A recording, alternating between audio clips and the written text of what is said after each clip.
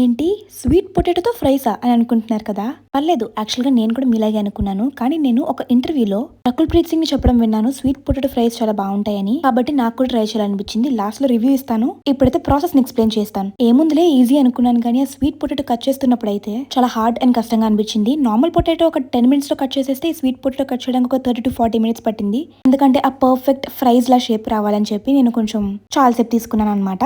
Process అయితే same normal potato French fries లాగే. ముందు స్వీట్ పొటాటోస్ ని వాష్ చేసేసుకుని పీల్ చేసేసి ఫ్రెంచ్ ఫ్రైస్ లా కట్ చేసి దాన్ని మరీ ఎక్కువసేపు కాకుండా కొంచెం సేపు బాయిల్ చేయాలి. ఒకసారి వాటర్ లో బాయిల్ చేసిన తర్వాత అవి విరిపితే విరిగేలా ఉండాలి. మరీ సాఫ్ట్ అయిపోతే సాగి అయిపోతాయి. కాబట్టి పర్ఫెక్ట్ టెక్స్చర్ చాలా ఇంపార్టెంట్ అనమాట. ఇప్పుడు కొంచెం చల్లారిన తర్వాత దానిలోకి కార్న్ ఫ్లవర్, ఉప్పు, కారం వేసి ఫ్రై చేసేస్తే ఇలా వస్తాయి అనమాట చూడడానికి. ఒకసారి క్రంచ్ సౌండ్ వినండి.